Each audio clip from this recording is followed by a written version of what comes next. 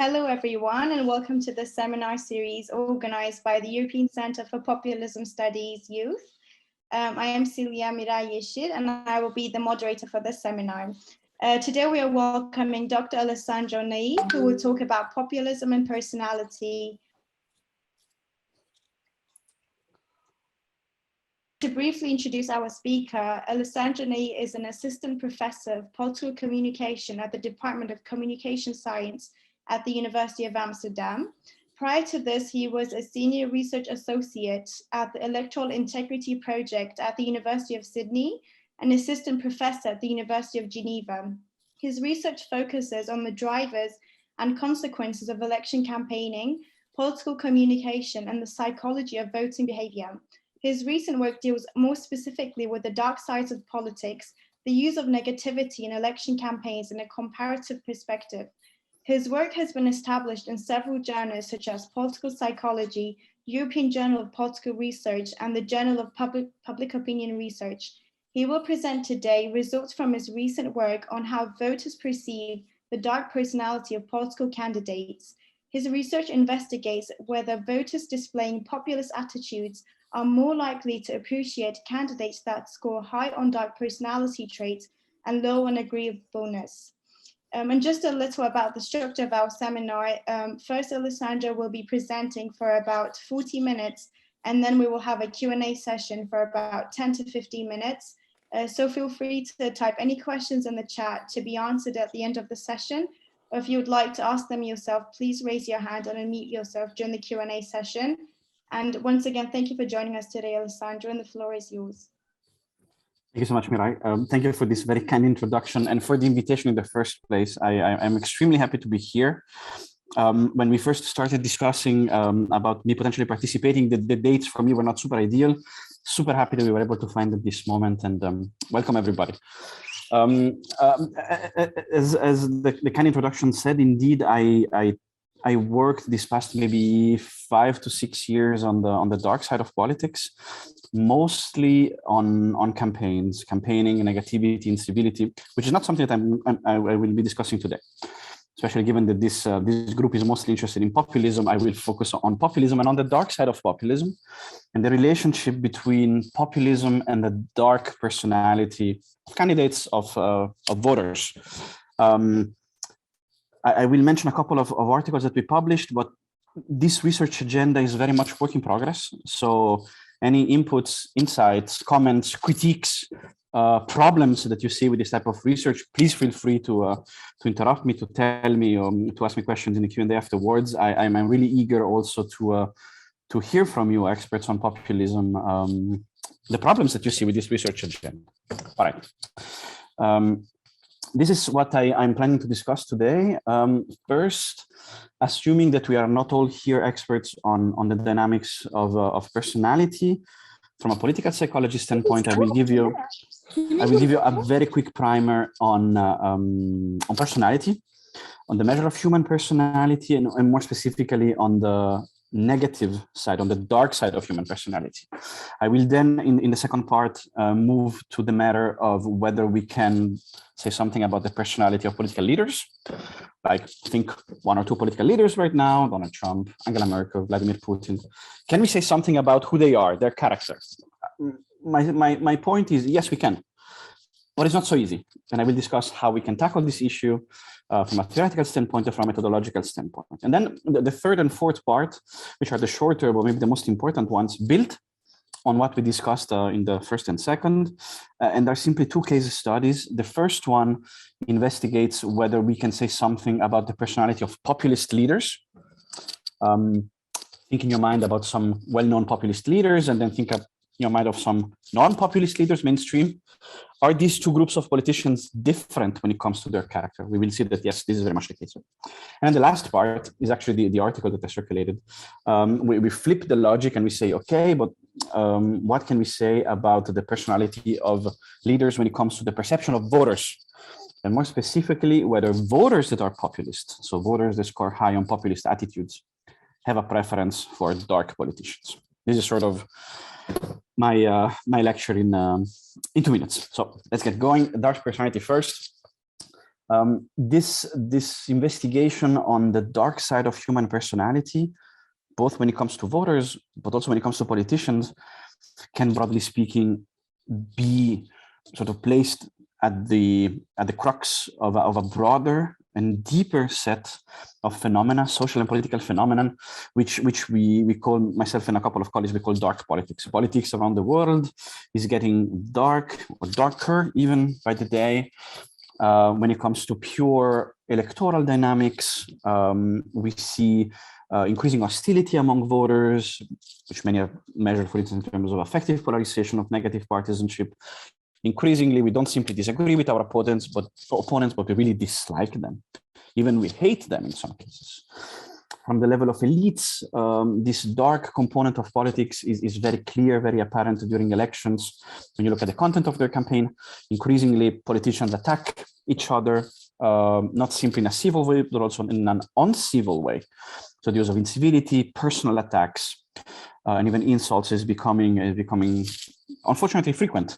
And of course, I don't have to tell you how populism also participates in this type of dynamics, most notably by putting in a Manichaean confrontation and opposition between the good and the evil, and most notably also a vertical line of conflict between the people and the corrupt elite. So all these phenomena that can be analyzed separately all have in common the fact that politics is getting confrontational. Within this framework, one clear indicator that stands out is the rise of candidates, of leaders that have a more aggressive political style, a more aggressive image, a more aggressive character, a more aggressive persona. And I'm using all these as synonyms, and I will get back to all these concepts. I'm just putting here some example: Donald Trump, of course, Jair Bolsonaro in Brazil, Duterte in the Philippines, Geert Wilders in the Netherlands. These are all candidates, leaders, party leaders, head of state, that I think we all agree more or less intuitively bring a certain aggressiveness to the political game, a certain lack of agreeableness also, right? They're not really pleasant personalities. They have a harsh character. The first question is, if we more or less agree on this intuitive assessment that certain leaders or certain politicians have a more harsh and harder character, is, well, so what? Why should we care that Donald Trump maybe appears a little bit less pleasant as a person than Hillary Clinton, or that Angela Merkel feels a little bit more precise and punctual than other candidates? Why do we care? Well, if we look at the literature, there are two sets of reasons why we actually should pay attention to the personality of political leaders. But on the one hand, from the standpoint of the leader themselves, we know today that the character of an individual, of a human being, us, even outside of politics, is very important to determine professional trajectories. We know that individuals with a certain type of personality profile, more conscientious, more precise, for instance, are more likely to be successful in their career. And if this is the case, well, that should be the case also for politicians, right? Being a politician is a career in itself. So character, personality is a resource that they can use to be more or less successful. Plus, we have quite a bit of research now that shows that the personality and the character of politicians is associated with how well they do during elections, how efficient they are once in office. For instance, there is this fascinating bulk of research in the US about US presidents, which I'm happy to discuss afterwards in the Q&A, that shows, for instance, that presidents that tend to score a little bit higher in ego-flattering behaviors, in narcissism, for instance, tend to be more likely to engage in unethical behaviors. For instance, engaging in conflict of interest and kind of thing. So the character of leaders matters for what they do. At the same time, on top of this, the character of leaders is also fundamental from the voter's standpoint. We know, because we have investigated dynamics of personalization and privatization in politics for the past 20, 30 years, that voters increasingly think of who the candidates are when they vote beyond their simple political program, right? Even in parliamentary democracies, multi-party systems where you vote for the party, not for the candidate, the character, the persona of the party leader matters. in the Netherlands, in Belgium, in other countries, in Germany as well. When you vote for a certain party, in the back of your mind, you're providing support for the leader, right? And whether you like or dislike the leader, also because of who the leader is, well, it matters. So who the leaders are is often interpreted by voters in terms of whether they have or not desirable characteristics. Is this leader, or does this leader have a series of character traits that are in line with who I am, which then in turn drives very easily voting choices. The terms we should investigate in a systematic way the character of leaders, and I hope that this is a starting point on which we can all more or less agree. And if we do agree, the question now is double. One, from a theoretical standpoint, what is the character? I mentioned a lot of concept already, but how do we systemize this from a conceptual and theoretical standpoint? One. And then two, assuming that we are able to do this conceptualization, how do we measure this? Let me start with the conceptualization. What is the character of politician? What do we mean when we say that the character, the persona, the image of politician is important? There are many ways to go to answer this question. Perhaps the easiest one is to think about personality traits. There is a huge research tradition, mostly in psychology, clinical psychology, but also social psychology, about the character, the personality of human beings. Personality is simply a series of internal structures from a psychological standpoint that is susceptible to observation. So we can observe in a systematic way, and that is also expected to predict behavior. The term personality is nothing less than who we are as a person. And with this starting point, there is a lot of different inventories and conceptualization that have been developed. The most famous one, which I'm sure you've all have heard of, is the so-called Big Five inventory of personality traits. The Big Five summarizes the personality of human beings, us, me, you, us, them, politicians also, in terms of 5 main traits: extraversion, agreeableness, conscientiousness, emotional stability, and openness. The idea is not that these are ideal types, but that all of us, me, you, us, we are all high or low on these traits. Some of us are more extroverted, some of us are more shy, more introverted. Some of us are more agreeable, less agreeable, more conscientious, less conscientious, right? This is all very interesting. There's a lot of research, especially in also electoral behavior, that uses this Big Five, but it's not quite the reason why we are here today. We are here today to discuss a second inventory of human personality, more recent. It's been developed since the middle of the 90s, more or less, I believe, or maybe even the end of the 90s, and that's the dark triad. So 3 additional traits on top of the 5 socially desirable one, the Big Five. These 3 additional traits are usually considered to be socially malevolent, or at the very least to potentially indicate a character or a persona that clashes a little bit with social expectations of how society is supposed to work. Let me give you a very quick primer about these 3 dark traits that I decided to illustrate one in a very simple way with as a diagram, as a Venn diagram scheme. The first of these 3 dark traits is narcissism. What is narcissism? It's the easiest of the 3. It's very easy to understand what narcissism is. It's simply the presence in human beings of a tendency towards getting pleasure by being in the spotlight. Often this comes also with a more bombastic approach to life. Ego reinforcement behavior. We want to be admired. We want to be loved. We love to be loved, right? Being a narcissist.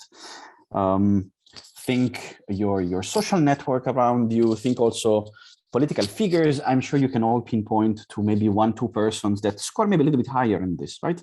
Like to be in the center of the spotlight and think very highly of themselves. Yeah, this is narcissism.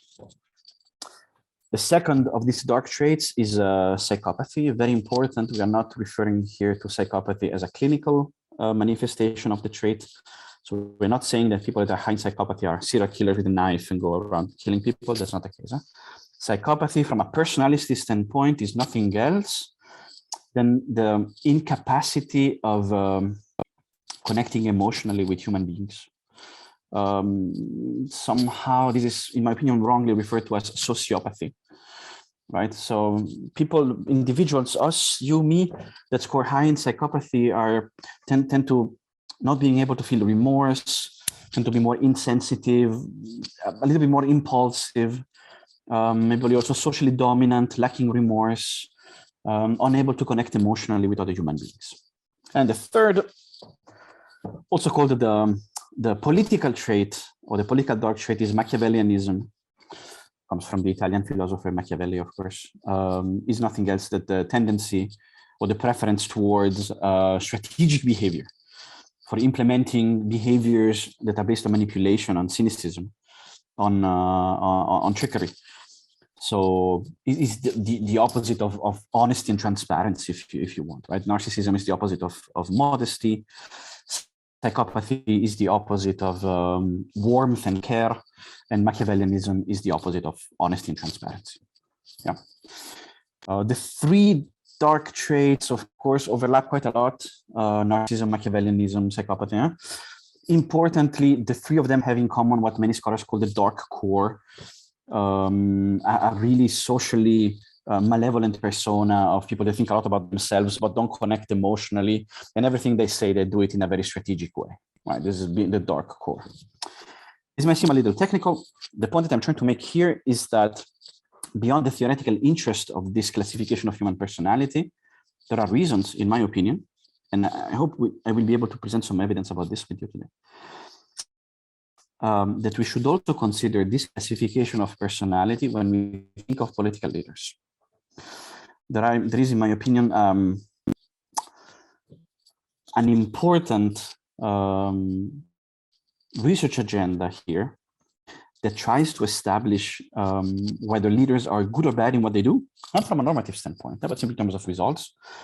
Also depending on their persona, who they are deep down. Using this now, well, can we really measure the personality of politicians using this classification? Measuring the personality of politicians is not easy. You can already imagine that even measuring the personality of normal human beings, us, is not easy, right? You cannot circulate a questionnaire to your peers and ask them on a 0 to 10 scale, are you a psychopath? That's not the way it works. We need complex measurement, complex inventories.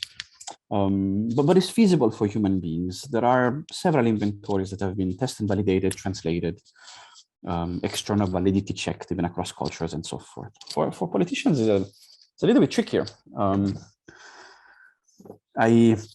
I often get a little bit of resistance when I say that I try to set up, I'm not the only one, there is a whole research agenda on this. We try to set up systematic ways to measure the personality of political leaders. The resistance that I get, and perhaps rightfully so, is that can we really say anything about whether this leader is a narcissist or not? And how can we do that? Well, I think we can, but it's a bit tricky. There are 4 ways to measure this, which I will explain in a sec. But before going into the 4 approaches to measure personality, let me just give you an example that should reinforce the skepticism that you might have right now about whether it's possible or not. You might know this politician, I assume you do. Beppe Grillo is the leader of the 5-star movement, Movimento 5 Stelle in Italy, clearly a populist movement, so we can discuss about that. If you know Beppe Grillo, you know that he tends to be a bit intense when he discusses. This is a photo of him during a rally. This is not a particularly unique rally. It's always like this. But the question is Beppe Grillo, from a political and sort of character standpoint, really a bit on the crazy side, really a bit unhinged? Or maybe we scholars, the media, like to portray him as unhinged because it serves our purposes? Or maybe he's even acting on purpose as unhinged because it serves his purposes, right? This is Machiavellianism. We don't know. We should discuss with him. We have no idea about this. So whatever we do, whatever I present to you today, it is important that we all realize that even if we are systematic in the measurement of personality, there will always be a gray area that we have to face. And quite simply, we will never be 100% certain that we are really measuring the personality. But this is also the case with human beings. You can distribute questionnaires to human beings. You're not sure if they are honest or not. So all this to say, we all need to have a little bit of modesty and not to be 100% convinced that we are actually 100% measuring what we are measuring. But I believe there are good reasons to believe that we are at least tapping into something that makes sense. And I will give you some examples in this sense. So how can we do this? How can we measure the personality of politicians? There are 4 ways.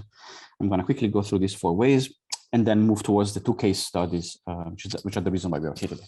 4 ways to measure the personality of politicians. The first one, based on self-assessment. You could distribute questionnaires to politicians, right? You contact them and it's like, dear politician, would you please fill this questionnaire? Personality inventories. It's done very often also with colleagues. We have done it a couple of times with politicians in Germany, in Switzerland. It works very well. The problem is this is mostly feasible for local candidates or national candidates in parliamentary democracies. You cannot do this with national leaders. You cannot send Angela Merkel, Donald Trump, Vladimir Putin. You cannot send them a questionnaire and say, could you please answer this questionnaire? It doesn't work. So if you're interested in top leaders, we cannot use self-assessments. A second approach to measure the personality of politicians is not to analyze who they are, but to analyze what they do, their behavior, or most notably their discursive productions. So looking at their speeches, and for instance, in the speeches, looking for personality cues here and there. I'm simplifying, but do they say I, me all the time? If it is the case, that's narcissism. I'm voluntarily being very simplistic here, but you get the idea. There is some research about this, even using machine learning, for instance, the work by Rami and colleagues. Extremely promising. They do this with the politicians in the House of Representatives or the Senate, I don't remember, in the US. It's very interesting what they do. They're really able to pinpoint the personality of politicians. It's unclear, though, if we can export this across countries, languages, cultures. So maybe it works for the US, but maybe we cannot compare US and Turkey, for instance, or US and Argentina, right? So we are not there yet. A third way is to ask voters. Voters, we can ask. We can send questionnaire to voters. We can ask them, dear voters, dear sample of 1,000 voters, could you please analyze the personality of Angela Merkel? And then we aggregate everything. That's easy. We can do that very easily. It's not very expensive. It's intuitive. What is the problem if you ask voters? Well, voters are motivated reasoners. They will answer your question on the personality of candidates, but are not like the candidate. So if they like Angela Merkel, they will provide a analysis or profile of her personality, which is positive, likely. If they like Angela Merkel, they will provide something much more negative. I have here an example which I believe is interesting. American sample. So these are 1,000 respondents in the US. We have asked these 1,000 respondents to please map the personality of Donald Trump, their president back in the day. This was collected in 2018. Without going into the details, we have 8 columns here, or 8 sets of columns, one for each of the 8 traits. These are the big 5. As you can see, extraversion, agreeableness, conscientiousness. These are the 3 dark traits that we just discussed, right? Narcissism, psychopathy, Machiavellianism. The higher the column, the higher the average score of the candidate on these traits. Each column is composed by 5 subcolumns, so to speak, with the different colors. The darker the column, the more the respondents were leaning towards Democrats, and the fairer the column, the more the respondents were leaning towards Republicans. And you can see, in other terms, very easily here, that the way respondents see the personality of Donald Trump entirely depends on who they are on a left-right scale. Look at conscientiousness, for instance. Democrats, dark gray, think that Donald Trump is not conscientious at all. He's very messy. Whereas Republicans think that he's super precise, super conscientious, right? A bit strange for us. Look at those. Psychopathy is the other way around. Democrats think that Trump is super high in psychopathy. Republicans disagree with this. No. He's very generous. He's warm. He cares about us. It's not true that he cannot connect emotionally. He can. So, in other terms, we cannot ask voters to do this. Remains the 4th way. And I'm going to end on this when it comes to the methods, and then we will jump into the analysis of politicians. The way that, in our opinion, is the best way to go, especially if we want to do this in a large-scale comparative fashion, is to ask experts, external experts, So for each leader, we establish a pool of persons, scholars that we believe know something about these leaders. And then we ask them to rate the personality of politicians. So experts asked to assess the personality of politicians.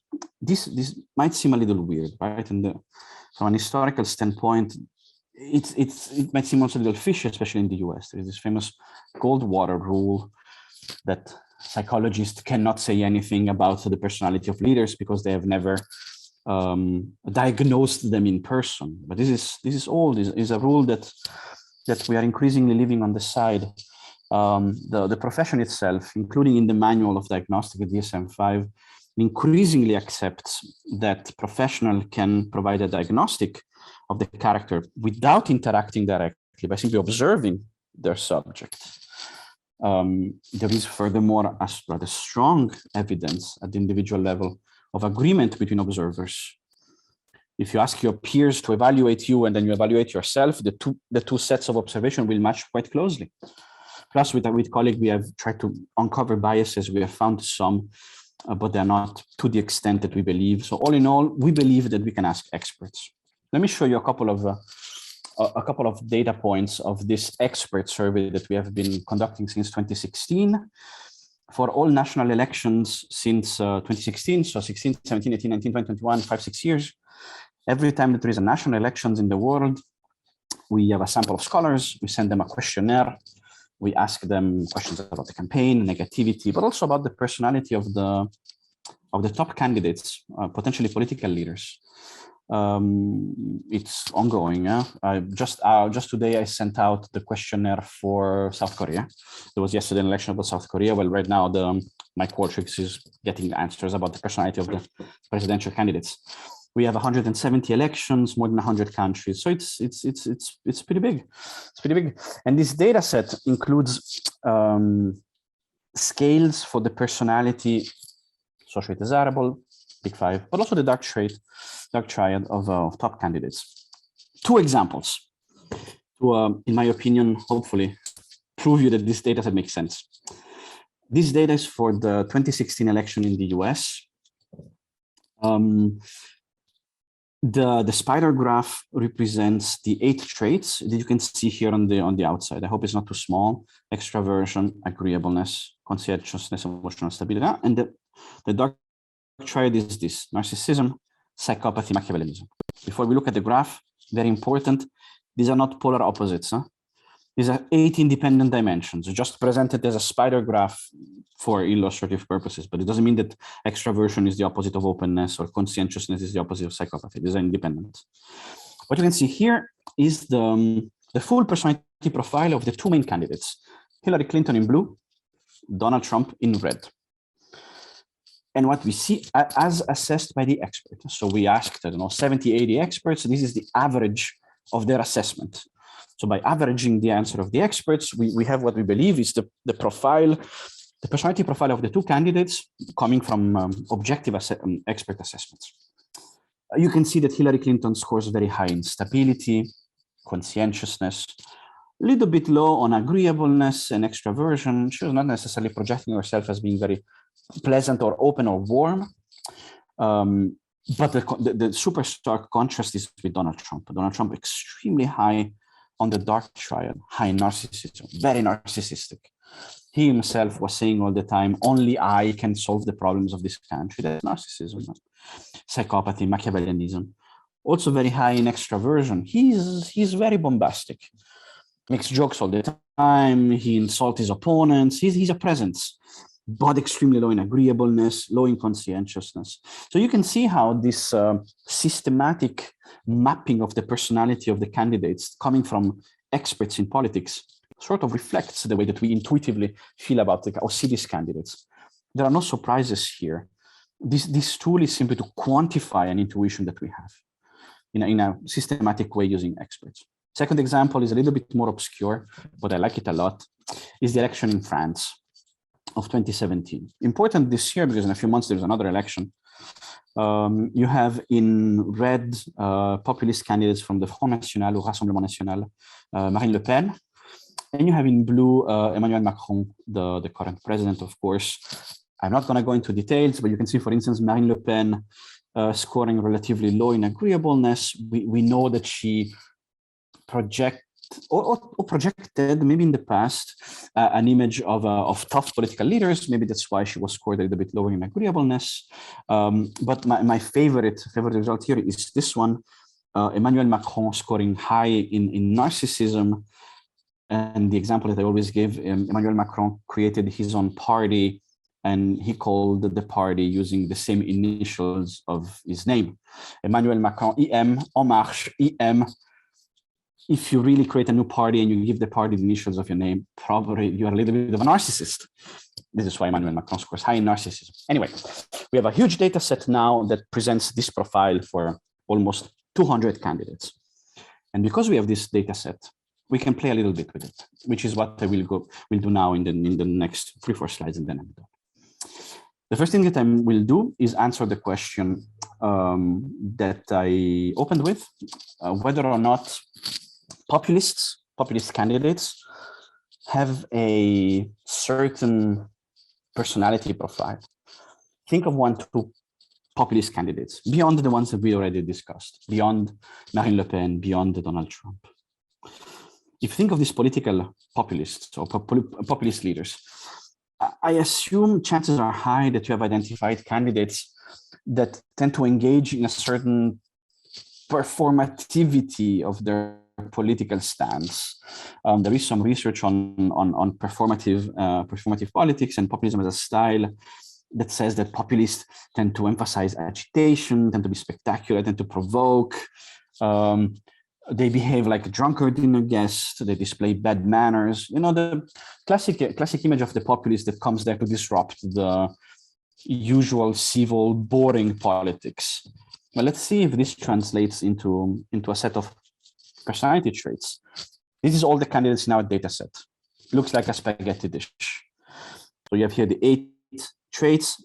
These are the big 5: openness, conscientiousness, right? These are the dark triad: narcissism, psychopathy, Machiavellianism. This looks like nothing. But if we isolate the populists in red, a trend seems to emerge. Not super clear like this, but you can see that populists tend to score higher in extraversion. They tend to be a bit bombastic, right? But much lower in agreeableness. See the drop between the two is rather clear. And on average, maybe a little bit higher in narcissism. To summarize, this is marginal differences in a model where we predict the probability, the personality score of populist and non-populist, controlling for a bunch of stuff, ideology and so forth, age, gender. You can see the difference between populist and non-populist are relatively big. Extraversion, populists in red tend to be significantly more extroverted. They are more bombastic. They tend to be less agreeable, though. We know that populists put on the table a more aggressive way of engaging in politics. And this is seen as having or projecting a more disagreeable personality. Emotional stability also significantly lower in populists. They tend to be more edgy, project an image of being a little bit more anxious. And then relatively clear, they score high on the dark triad. They really put forward, they put on the table of ordinary politics a profile that is a little bit more bombastic and nervous and agitated, but mostly more callous, maybe less agreeable, darker, more aggressive. Our research basically confirms this with systematic data. I will end this presentation by flipping the question. If populists as candidates tend to be darker in terms of personality, right? We can see that they clearly score higher in the dark traits. What about voters? Can we find evidence that voters that are populists prefer politicians with a darker personality, right? And if we do find evidence, then it's normal. Then politicians are darker, because populist voters tend to like and vote for darker politicians. We have evidence that darker voters, low in agreeableness, prefer populist politicians. But we don't really have evidence until today of the other way around, populist voters like dark politicians. So is this the case? Yes, that's the case. Voters high in populist attitudes clearly prefer candidates with darker personality traits. I'm just going to check the clock. Yeah. Do I still have 2 minutes? Is that okay? 2 minutes maximum. Thanks. Yes, that's fine. Okay, awesome. Thanks.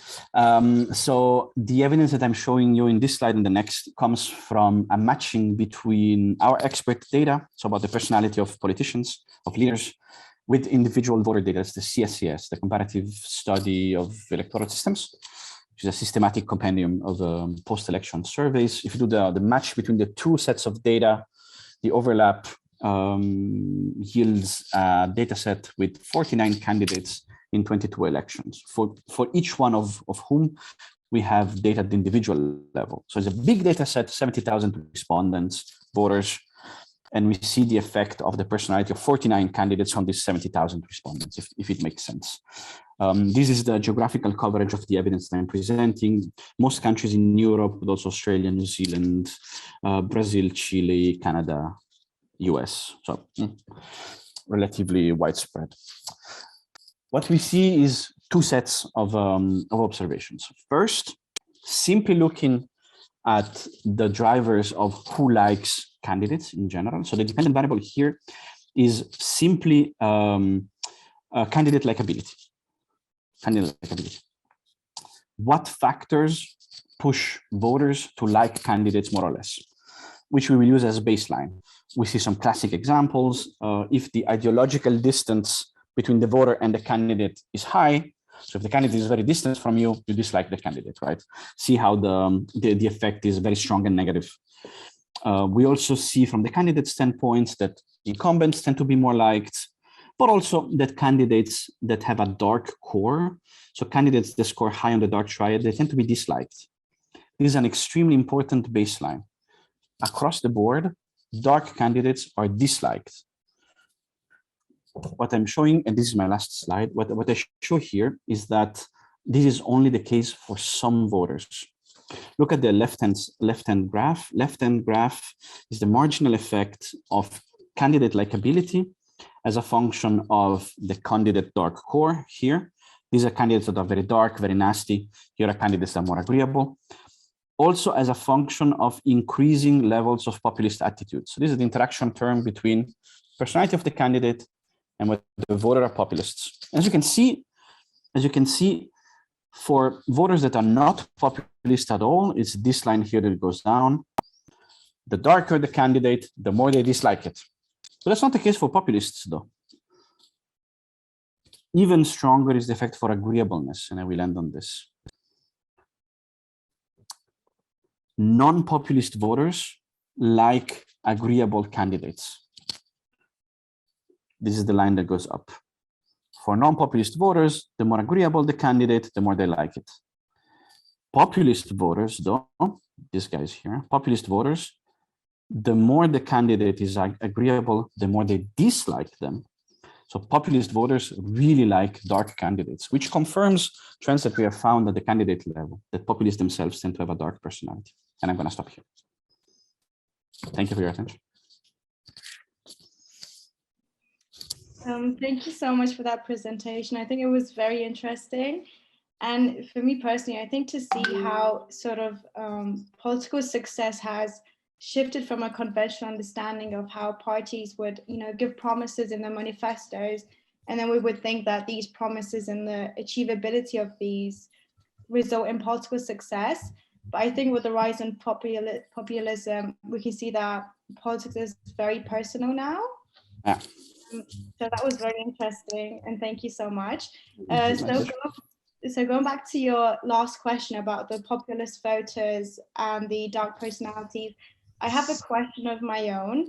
So for example, could we say that populist voters or people who feel more close to these dark personalities, could we say that this is something that develops within time with, for example, national crisis or issues of immigration? Could we say that populist voters actually are a cause of these issues, and over time they become attracted to these dark personalities? Yes, that's absolutely fascinating question, and you're right. You're absolutely correct. What the evidence presented here lacked, of course, is an evolution over time. This is only a snapshot, right? But if we had longitudinal data, panel data, for instance, we could try to disentangle the direction of causality between these two poles that we have. On the one hand, we have preference or likability for dark candidates, and on the other hand, we have who the voters are themselves. And if we had that data, and we don't really have, or to be more precise, we do have, but we have not analyzed yet, but we will soon, we will be able to see whether preference for dark candidates is the baseline on which voters adjust, or the other way around. And my gut feeling is that, as you suggested, the other way around. The main driving force, in my opinion, is the personality of voters themselves. We know that the personality of individuals is relatively stable over time. So if voters are narcissistic, psychopath, Machiavellian themselves, this drives their political opinions. We can show over time that voters that have a dark personality increasingly become more populists. And because of this, and because they're also a vocal base, politicians with dark personality increasingly receive support. So my gut feeling, it is only my gut feeling, is that this perhaps increasing success of populists and populists with a dark personality traits comes from the fact that voters themselves become increasingly populist if they have a dark personality. And this phenomenon, as you also mentioned, is probably increased by crisis. In times of crisis, we know that people tend to sort of double down on who they are themselves, the effect of personality risks being even stronger. But we don't have yet evidence about this phenomena. That's the next step, adding a temporal evolution on these sets of photographs. That's an excellent question. Thank you so much for your answer. I think we have one question from ECPS, if you would like to go. Okay, Dr. Nai, thank you so much for this very invoking speech. I have a lot of questions in mind now, and I'm trying to find my way in a jungle of questions, I would say. Thank you so much. I would like to hear, don't you think it's a bit too risky to label a group of politicians as people with dark personality? When I first saw your the having of speech, I thought this may be too normative. But now when I listen to you, I see, yeah, there are research on it, but I wonder if this research is only by political scientists or plus with some psychiatrists and psychologists. And my other question would be, how do you straight professional image making efforts in your research? Because that would add another dimension to the image. And how do you differentiate between image and personality? Thank you. Two absolutely excellent questions. And I agree with both, actually.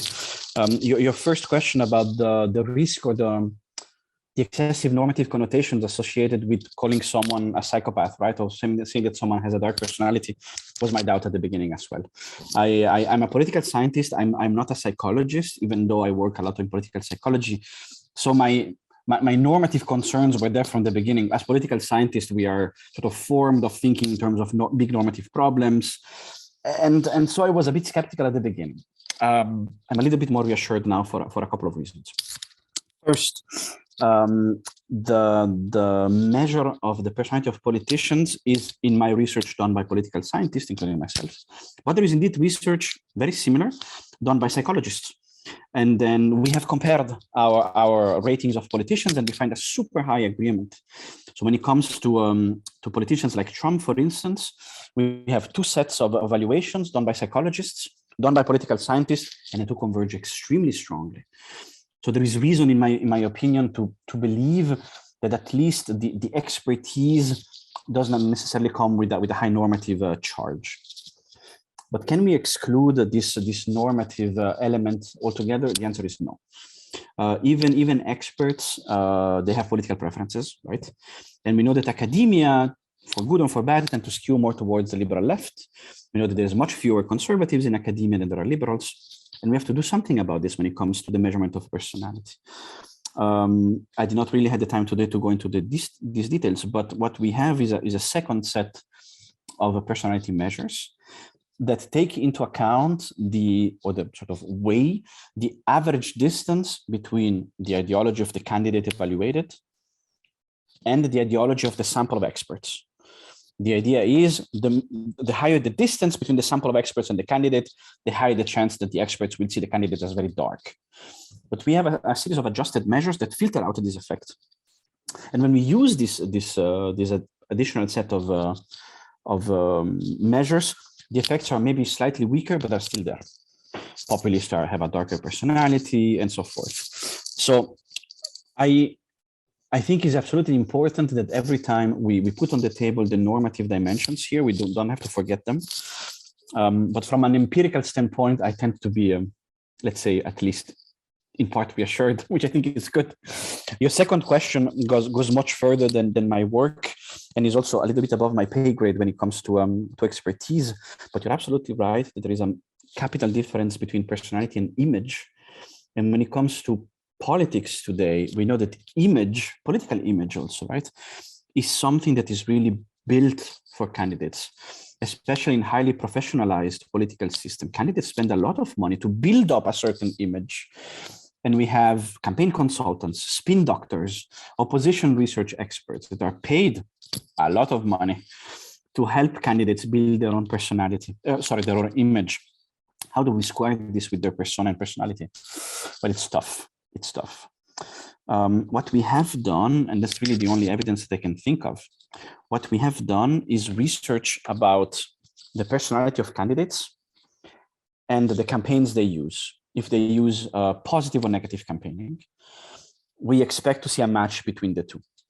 We expect candidates with a darker personality to use more negative campaigns because it's in character with them, and candidates with a more positive personality to use positive campaign.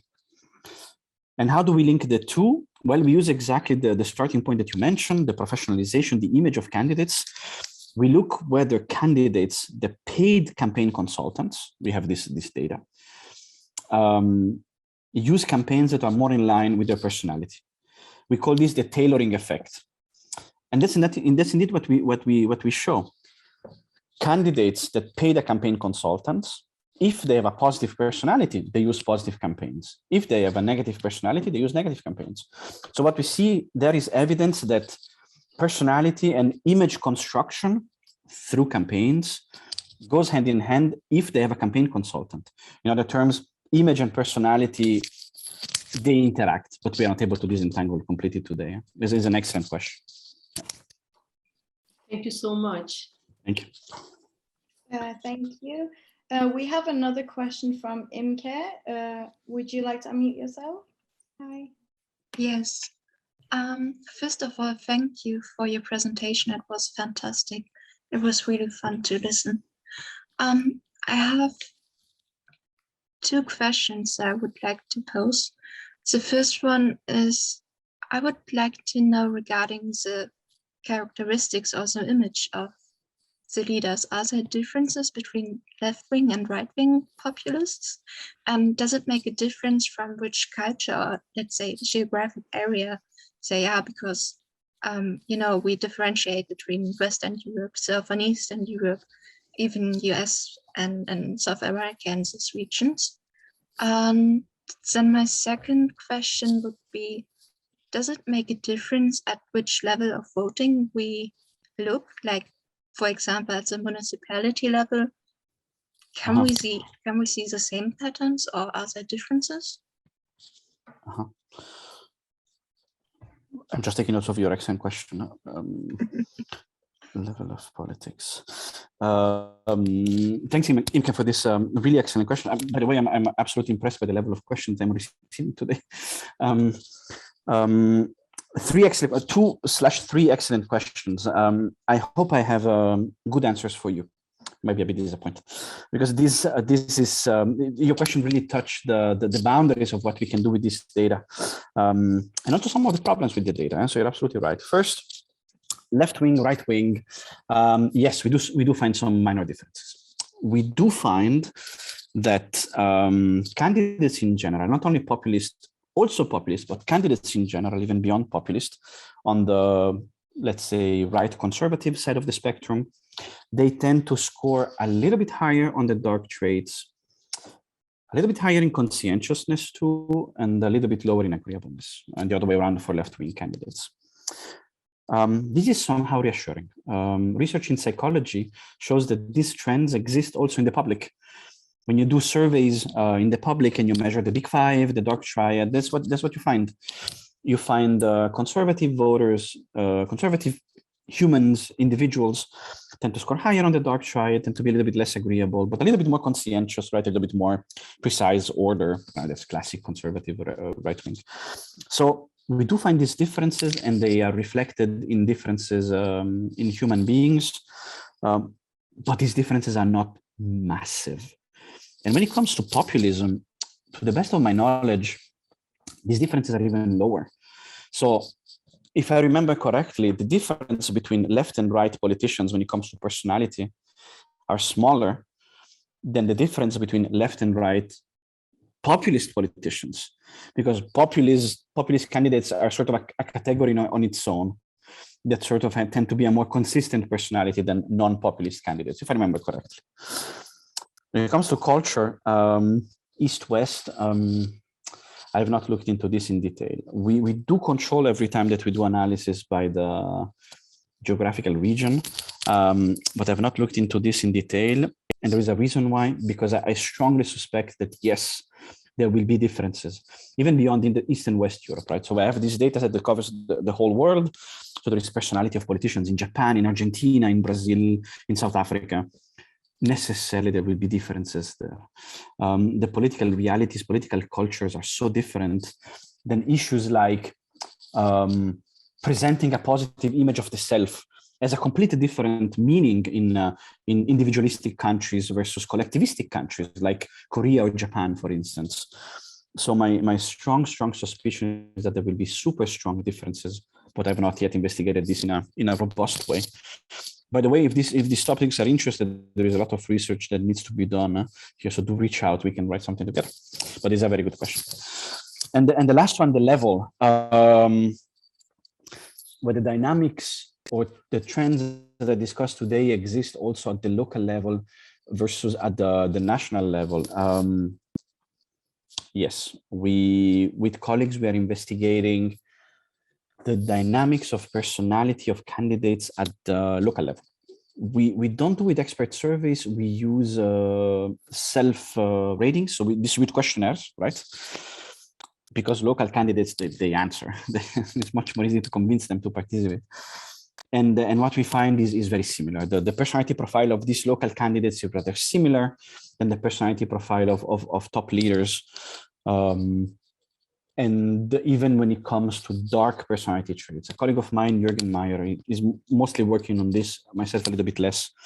But I think if I remember correctly, he tells me that the distribution of dark personality traits in local candidates is sort of similar to the distribution of dark personality traits in world leaders, like the data that I presented today. Thank you for this question.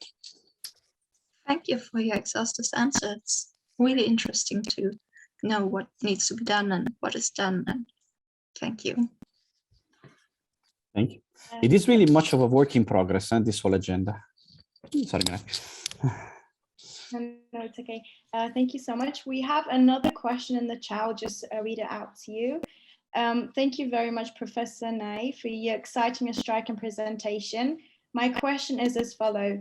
You underline in one of your most recent articles, populist voters like dark politicians, that the results of your surveys indicate that some voters tend to like darker candidates namely populist.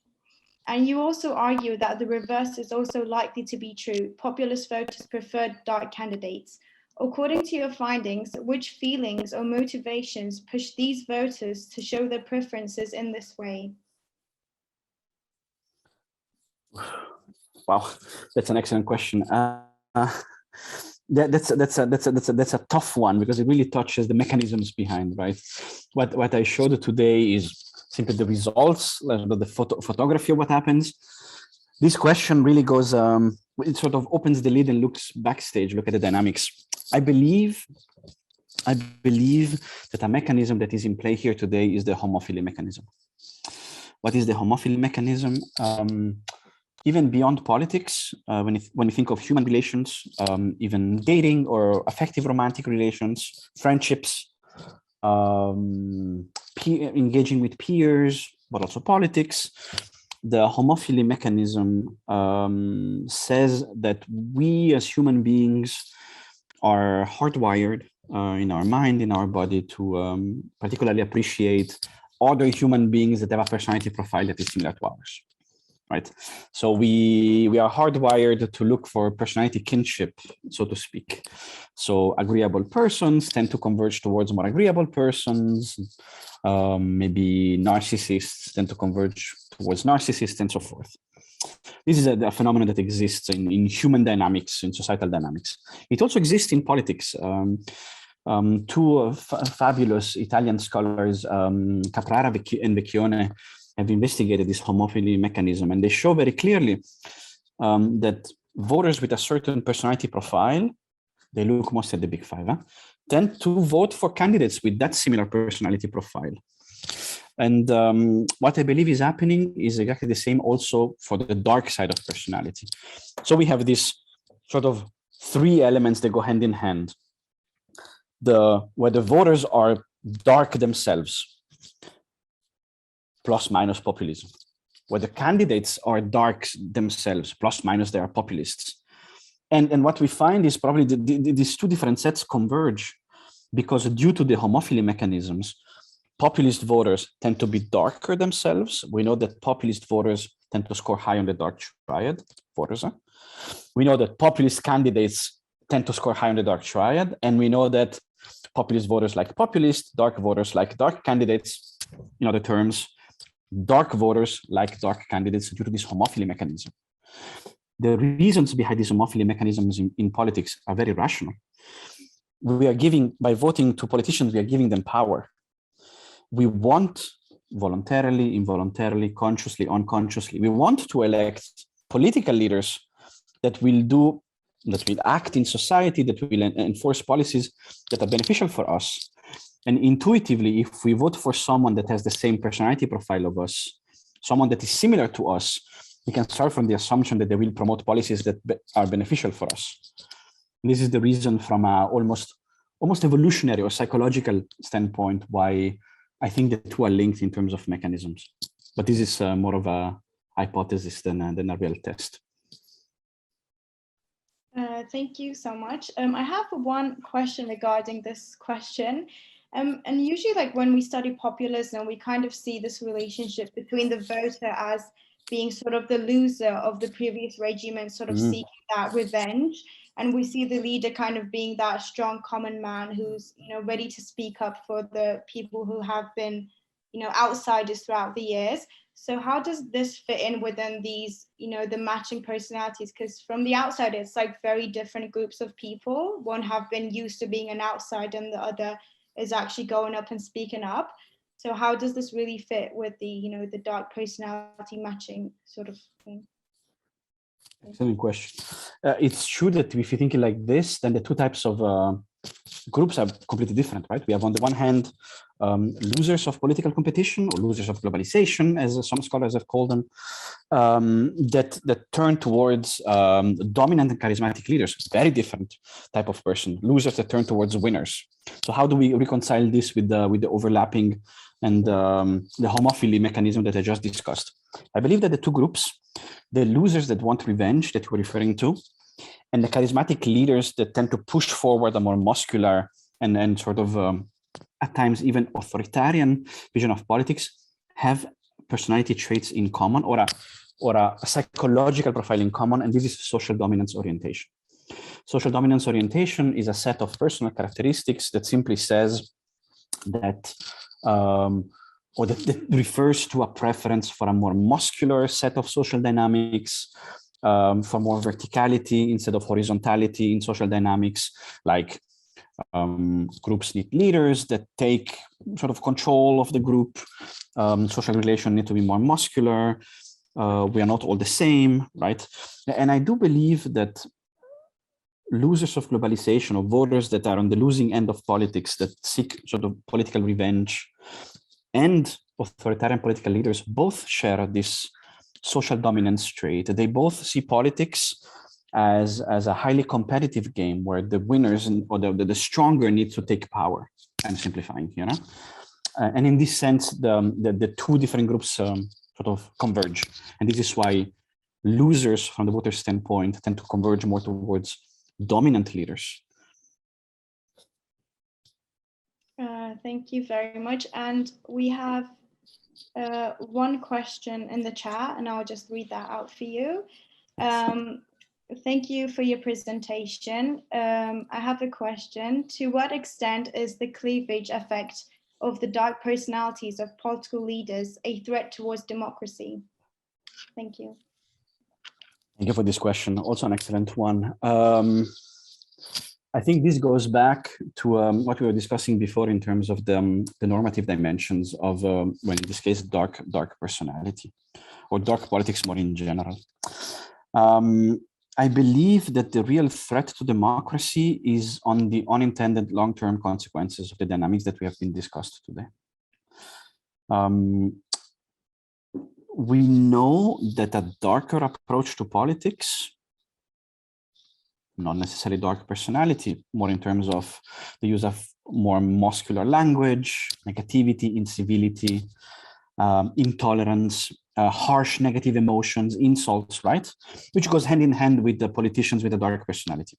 So we know that this darker and more aggressive personality, dark and more aggressive approach to politics is associated on the long term with consequences at a systemic societal standpoint that can be defined as normatively negative. Darker politics, more aggressive campaigns, incivility, are associated with increased cynicism in the population, with reduced political participation, with increased belief that elites are just there to promote their own sort of benefits, and they're not there for the people. With reduced internal and external efficacy. Basically, there is some strong empirical evidence or strong empirical reasons to believe that the more politics becomes negative or entrenched into this negativity, dark personality, dark campaigns, the more people turn away from politics, which is definitely normatively detrimental. Why is this important for us? Because people moving away from politics is one of the main drivers of the rise of populist movements, right? We know that the discontent with politics as usual is one of the main drivers why people turn towards populist movements. You know, I term this mechanism of dark politics in which populism also participates, as we discussed today, creates in the future even a more fertile ground for potentially the entrenchment of populism. So from a normative standpoint, the interplay between populism and negativity that we see today is very beneficial for populism down the road. And this comes with normative consequences, potentially for the future of democracy as well. Thank you very much. Do we have any other questions? No, okay. I think I'll end with one. Okay. Yeah, I have a quick question, sorry. Just also, my question is about your methodology.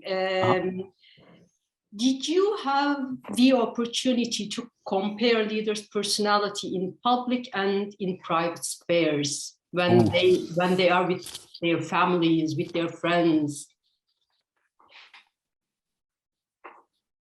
That's a very good point, and the answer is unfortunately no. The only measure that we have, or the only the only dimensions of personality that we are measuring is what we call the projected personality or persona, or personality reputation, which is the way politicians engage in the public sphere. So we don't have any hard data on who they are in the private sphere. That would be absolutely fantastic. Because if there is an overlap between who they are in the private sphere and the public sphere, then we would be much more confident that we are measuring who they are deep down and not simply something that they are projecting in the public sphere. We don't have that, unfortunately. So we can only assume that the two overlap, or if we are a little bit more modest, we have to sort of realize that we are not necessarily measuring deep personality per se, but simply projected personality. I do believe that even if we assume that we only measure projected personality, this still is meaningful because that's what voters see. The projected personality is what voters see and decide upon, right? They don't see how politicians are in their private life. So these dynamics of personality, even if it's just a projected one, still make a lot of sense from a political standpoint. But it's true from a methodological standpoint, differentiating between public and private personality would be absolutely fantastic. If any of you has any suggestion or ideas on how we could achieve that, I'm game. I love that. I was just thinking about some biographies of leaders. Oh yeah. So, oh yes. Yeah. Yeah, it's true. I'm taking note about this. It's true that the private life of leaders generates a lot of secondary literature that we could look into. It's a very good point. Thank you so much, Dr. Nai. Yeah. Thank you so much. I have one final question, if you don't mind. Definitely. Yes. So, for example, does the norms around democracy or the institutions of a state affect the ability for sort of these dark candidates to display their dark personalities? So, does the norms around democracy actually limit or allow for these, populist identities or personalities to be explicitly, out there? It's a very good question. There's a pure comparativist question. I love this comparativist approach. I would say yes, intuitively. The rules of the game matter a lot for the display of political images, and also for the display of for the behavior of politicians. I have an example, actually two examples, when it comes not to the personality per se, but to the expression of this personality, the campaigns that they use, how tough they are against their opponents, right? How uncivil they are. Two examples on this. First one, we have done quite a bit with colleagues, comparative research on this, and we show indeed that in countries where we can identify structural conflicts, for instance, increased ethnic diversity, religious tensions or religious cleavages, more confrontational political systems, for instance, first past the post versus proportional representation, which is more confrontational, right? So in countries where there is a structure, a societal structure of conflict, of cleavages in society, campaigns tend to be much more negative and uncivil. So the conflict at the level of society push towards the expression of aggressiveness in politicians, in this case, campaigns. And the second example is a very precise one. The rules of the game when it comes to what politicians say determines a lot the way they behave. In certain countries, if I'm not mistaken, countries in Latin America, like Mexico, for instance, there are very precise rules against the use of campaign negativity. Politicians cannot attack each other as they do in the US or in the Netherlands. There are things that politicians can say and things that politicians cannot say. And that provides clear boundaries on how they can behave. We also put boundaries on how they can sort of express their own personality. So definitely the rules of the game in a comparative perspective are a massive role to play. Thank you so much. I think this is a great way to conclude our seminar today. And thank you once again for joining us and for your amazing presentation. I think we all enjoyed it very much. And thank you everyone for joining today and for your contributions and for your questions. So we will end it here. I wish everyone a lovely day, and I hope to meet everyone at another event of the ECPS. Thank you so much. Thank you so much. Thank you so much for the invitation. Please do not hesitate, all of you, to reach out. You have my email if you have questions or to collaborate. I'm always happy to discuss about this. Thank you again for your fantastic questions.